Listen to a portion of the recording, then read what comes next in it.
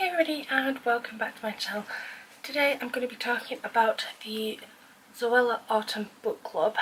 I'm a sucker for special offers, and in summer I bought the Zoella Summer Book Club, which I'll link below. Still haven't read all those books, but I was looking through Twitter, which I'm now friends with, slightly obsessed with, and I spotted the Girl Gang Book Club handle. And the book of the month that they was reading for November was A Monster Caused by Patrick Ness, and I'd just seen the trailer the night before for the upcoming movie. Had a quick look and I thought some of those books look quite good. Now I haven't even read the blurb on some of these, I just kind of recognise the authors, so I'm just gonna, it's not a blind unboxing because I've ripped the box open, but it's kind of like a blind blurb reading. So I'm going to go through it and tell you what the books are, and then we will speak about them. So the first book, these are not in any particular order, just in the order they are on the bed. This is A Monster Caused by Patrick Ness. Okay, and this is a book I have read and I am currently on a second pass of reading it. I liked it. Okay. So the blurb: a monster showed up after midnight, as they do. But it isn't the monster Connor's been expecting. It's not the one from his nightmare, the one he's had nearly every night since his mum started her treatments. This monster is something different, and wants the most dangerous thing of all from Connor. It wants the truth. Yeah, say this is young adult, and I've had a bit of a bone to pick with some young adult books recently. I really liked it. I'm actually going through post-it noting things. And I'm currently sort of about a third of the way through it on my second pass. What I liked about this is Patrick Ness is the author, but it's actually based on, I can't think what the kind of the characters, the premise and the beginning of what another author, Siobhan Dowd, had, and I'm guessing her publishing company went to Patrick and said, can you turn these into a book? And he has done. If you've got this book, please read the author's note. It is beautifully written. One of the lines that I like with it is, I felt and feel as if I'd been handed a baton, like a particularly fine writer has given me her story and said, go, run with it, make trouble. So that's what I tried to do. I don't know, but I really liked that, so that is definitely a read. I thought I'd be scared by this, but I wasn't. The movie trailer looks like it's going to be a horror. It's not. At one particular part in this book, I visibly sort of sobbed out loud on the tram, and everyone looked at me for the rest of the journey. Also in the box, which isn't part of the book club, was this tiny little book. I don't even know what this is. The Forest Will Not Forgive, Fur by Sharon Gosling. And this, I'm guessing this is kind of like a preview of another book. And then we've got If I Was Your Girl by Meredith Russo.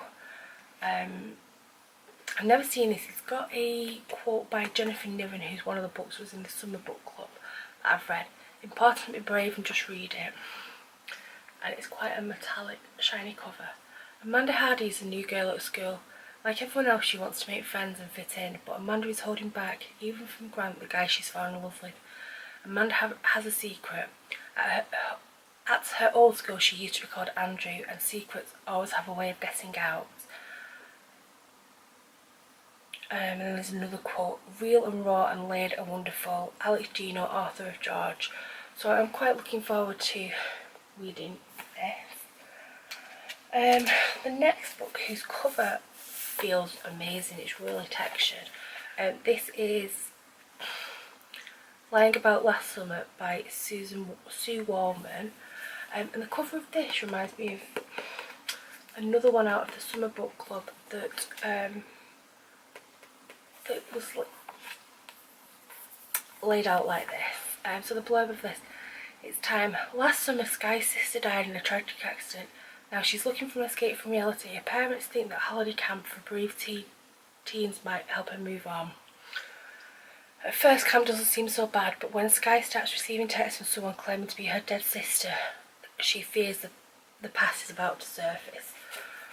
So I think this is going to go one of two ways. I'm either going to love it or hate it. 12 Days of Dash and Lily. This cover is beautiful. 12 days, we had 12 days. It was going to take more than finding the perfect tree. It was going to take a miracle. Dash and Lily have been dating for nearly a year, but Lily's beloved grandfather falls ill. The repercussions take their toll on everyone. Even though they're still together, somehow the magic has gone out of the relationship, and it's clear Lily has fallen out of love with life. Action must be taken. Dash teams up with Lily's brother and a host of their friends determined to give Lily's groove back in time for Christmas. I think that sounds a little bit like meh. We will see. I will try and read that soon.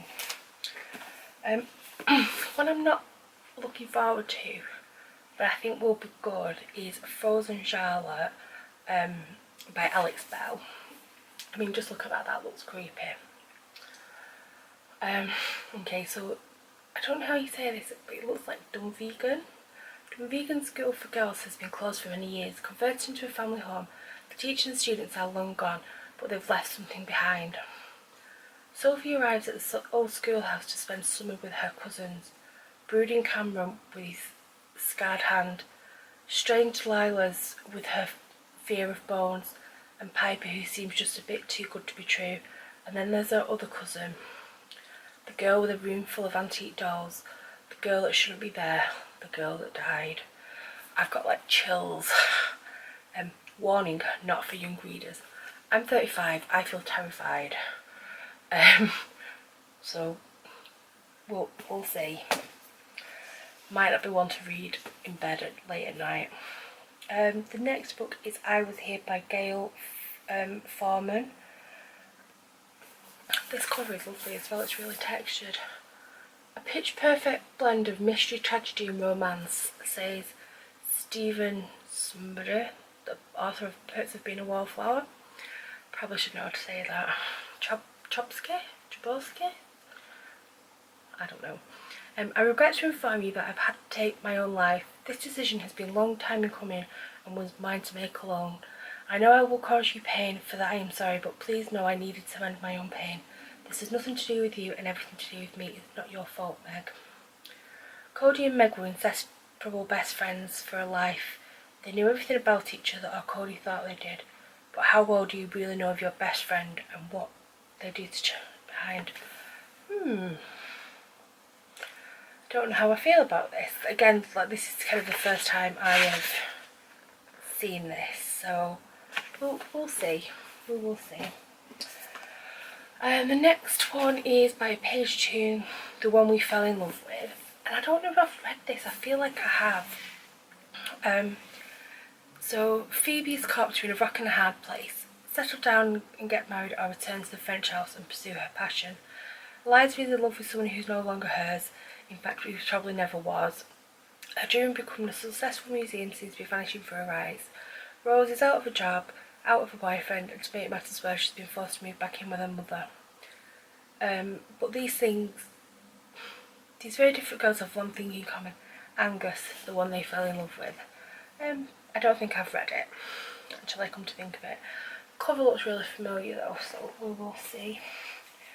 And the last one is probably the only one that I'm not really interested in reading, because I really don't like Sophie Kinsella books.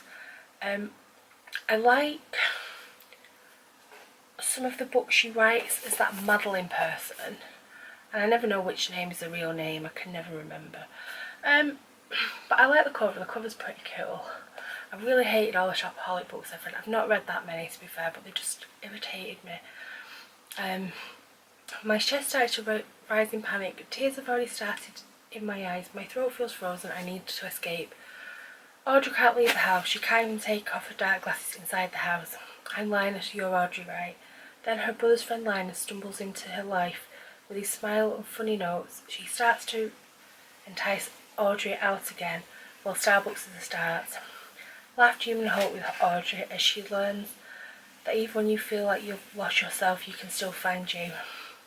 It sounds alright. It does sound alright.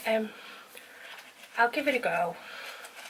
I will give it a go, but and I'm probably giving it a really unfair chance because I hate the Shopaholic series. So we will see. Have you read any of these books? What do you think of them? Which book should I read next after I finish reading this one for a second time? So thank you very much for watching. I'd love it if you'd like, subscribe and get in touch with me on social media. Thank you very much. Bye.